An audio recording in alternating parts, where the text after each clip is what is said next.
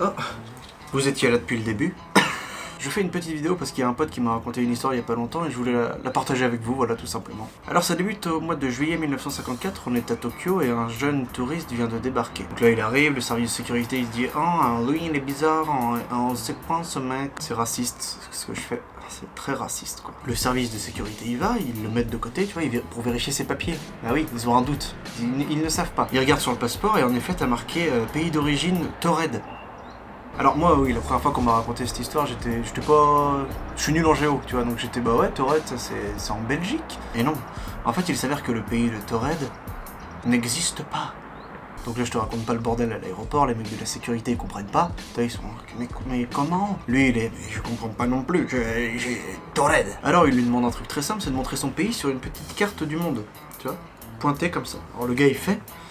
Et il désigne la principauté d'Andorre. D'ailleurs, je sais pas du tout où c'est non plus.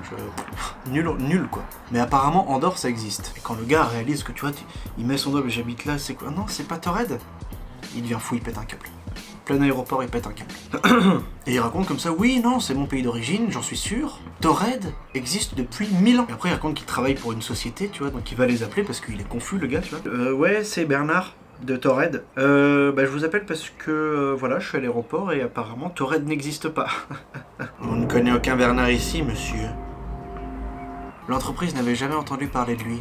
Étrange, n'est-ce pas? Alors on se dit oui, c'est facile, c'est un imposteur, c'est tout, pas si simple. Bah non.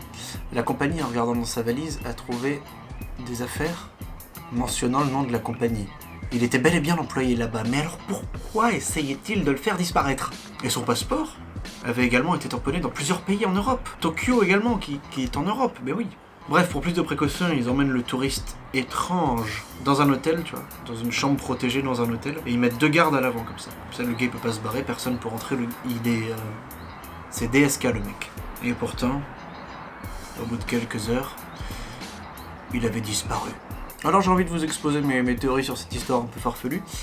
Déjà moi j'ai trouvé bizarre que la compagnie, dans ce que j'ai lu et de ce qu'on m'a raconté, le nom de la compagnie n'existe pas.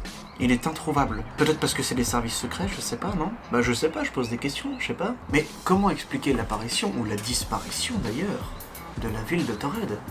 C'est une autre question qui se pose. Cet homme provenait-il d'un univers parallèle dans lequel une distorsion temporelle avait eu lieu pendant son vol le menant à Tokyo? Ou alors il avait trop picolé quoi pendant le vol? Je pense que c'est celle-ci la plus plausible, tu vois. Ouais, parce que tu bois trop de Jet 27, tu t'articules mal quand t'es un peu pété, du coup il a dû se ramener à l'aéroport. Trop raide.